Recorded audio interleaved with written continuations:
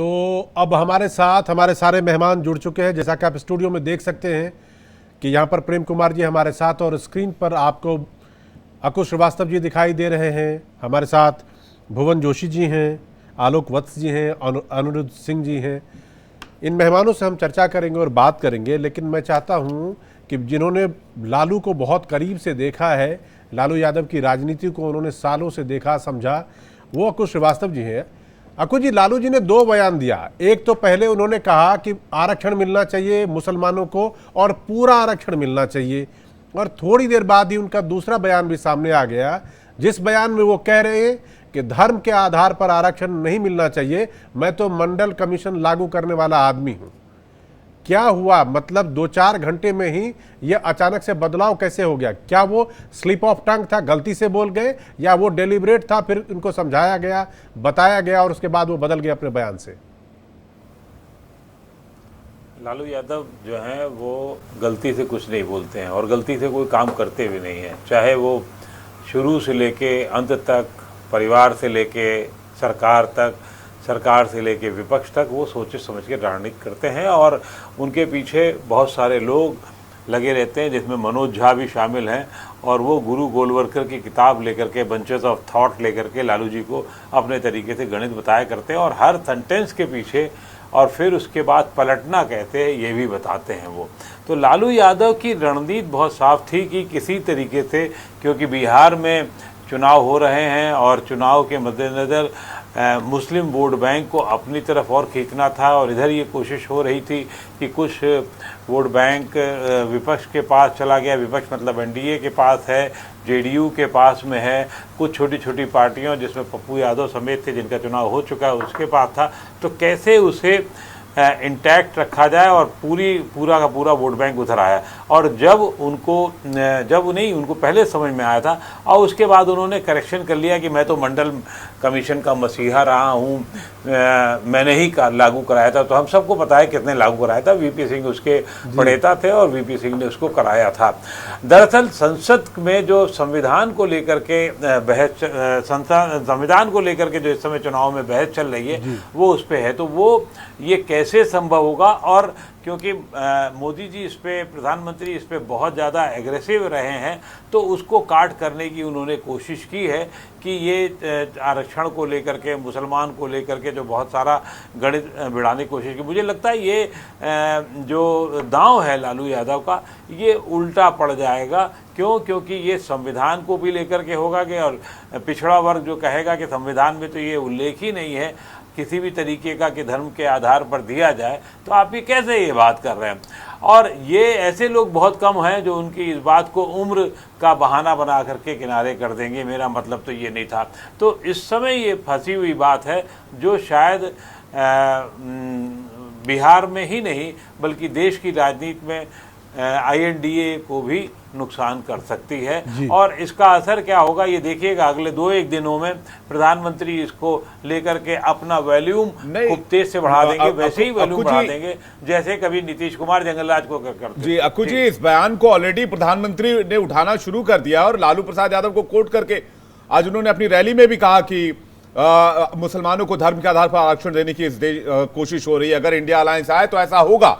ये बात वो पहले भी कहते रहे और आज एक बार फिर से उन्होंने मेंशन की। मैं प्रोफेसर भुवन जोशी के पास जा रहा हूं, पॉलिटिकल साइंस के स्टूडेंट भी रहे और ऐसे मामलों को बहुत करीब से देखते भी हैं। प्रोफेसर भुवन जोशी, मुसलमानों को आरक्षण देने का ये मामला, चाहे वो कर्नाटक में हो, चाहे वो पश्चिम बंगाल में हो, जहां पर मुसलमानों की कई जातियों को ओबीसी में ट्रांसफर करके उनको आरक्षण दिया गया, क्या ये मुद्दा इतना स्ट्रांग मुद्दा है विपक्ष के लिए जिससे लगता है कि मुस्लिमों का वोट, इंटैक्ट वोट उनको मिल जाएगा और इससे 2024 के इलेक्शंस में उनकी राह आसान हो जाएगी? इसलिए जानबूझकर डेलिबरेटली लालू प्रसाद यादव ने यह बयान दिया, और चूंकि आज थर्ड फेज का इलेक्शन भी ऑनगोइंग था।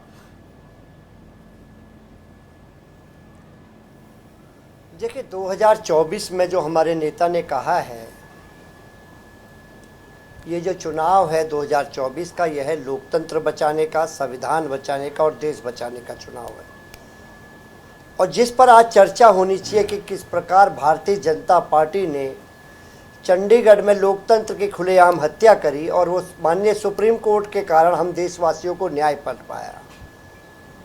और इलेक्ट्रॉन बॉन्ड का जो 6,986 करोड़ का चंदा लिया डंडे के बदौलत, और डंडा था सीबीआई, इनकम टैक्स, ईडी का डंडा, डंडे के बाद चंदा और चंदे के बाद धंधा। इस बात पर चुनाव होने का काम हो रहा। जो वैक्सीन दी है जिसके बदले में भारतीय जनता पार्टी ने 500 करोड़ का चंदा लिया है, और वो वैक्सीन ऐसी है कि आज भारत के 140 करोड़ लोगों को मृत शैया पे सुला दिया है, क्योंकि उससे हार्ट अटैक की संभावना सबसे ज़्यादा बढ़ गई है। जो हमारे युवा बुजुर्ग हार्ट अटैक हो रहा है वो केवल उसी वैक्सीन की देन है, ये हम नहीं, वो कंपनी ने दावा कर दिया है। तो निश्चित तौर पे जो 140 करोड़ की जनता है वो वैक्सीन लगाने जा रही है भारतीय जनता पार्टी को, और उनका इलाज होना चाह रहा है।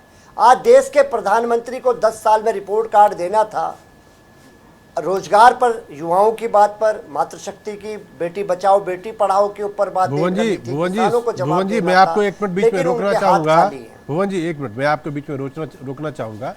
सवाल ये था कि लालू प्रसाद यादव ने जो बयान दिया है, क्या वो मुसलमानों को खुश करने के लिए, उनका वोट हासिल करने के लिए दिया है? हम जवाब उसका चाह रहे थे। आप पूरी जो है वो मतलब जितने पॉइंट हो सकते, जो एजेंडे होते, आप एक एक करके सारे पे चले गए। मैं अब आपको उसी बात का जवाब दे देता हूं। मैं आपको, आप ही का चैनल दिखा रहा है, पूरे देश के चैनलों ने दिखा दिया कि लालू जी ने बयान का अपना स्वयं खंडन कर दिया।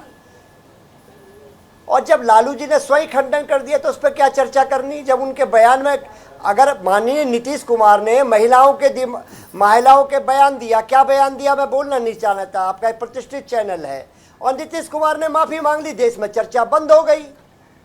माननीय लालू जी ने कोई स्लिप ऑफ टंग हो गया या कोई बात हो गई, जोशी जी यही तो मैं समझना चाह रहा हूं। जोशी जी आप कह रहे हैं चर्चा खत्म हो गई, यही मैं समझना चाह रहा हूं कि 6 बजे के बाद इस बयान पर चर्चा खत्म, क्योंकि लालू प्रसाद यादव जी ने कह दिया कि मेरे कहने का मतलब वो नहीं था। मैं ये नहीं कह रहा हूं कि धर्म के आधार पर आरक्षण मिलना चाहिए। बुखार की दवाई का असर, बुखार के जाने के बाद दवाई का असर भी खत्म हो जाता है। तो क्या ये दवाई कुछ टाइम पीरियड के लिए दी गई कि थर्ड फेज में इतने समय के लिए? देखिए, हर आदमी अपने हिसाब से आकलन करेगा इस बयान का। मैं इस पर आपका जवाब चाह रहा था, फिर बाकी मेहमानों का रुख करेंगे। बस मैं लास्ट आपको जवाब दे दूं। मैं वही बात कर रहा हूं। मेरे को लगता है कि जितना मैं पॉलिटिकल साइंस को पढ़ता हूं, तो माननीय नीतीश कुमार और माननीय लालू जी एक ही अवस्था के लोग हैं जी। और माननीय नीतीश कुमार से भी स्लिप ऑफ टंग हो गया था, माननीय लालू जी से भी स्लिप ऑफ टंग हो गया। और लड़ाई है संविधान को बचाने की। जो हमारे जो देश का संविधान है उस पर भारतीय जनता पार्टी के एमपी, इनके इस समय जो चुनाव लड़ रहे हैं कई सांसद, वो बोल चुके हैं कि हम लोग संविधान बदलेंगे। तो इसकी लड़ाई को लड़ रहे हैं। जब हम इसकी लड़ाई को लड़ रहे हैं तो हम इस तरह की बातें कैसे करते हैं? पहले हमारी जो लड़ाई है समाजवादियों की, लास्ट बात कहूँगा, सामाजिक न्याय की और जाति जनगणना की। हम लोग इसकी लड़ाई, पीडीए की लड़ाई को लड़ रहे हैं। समाजवादी पार्टी माननीय अखिलेश यादव जी का जो सूत्र हमको दिया है उस पर आगे बढ़ने का काम कर रही है।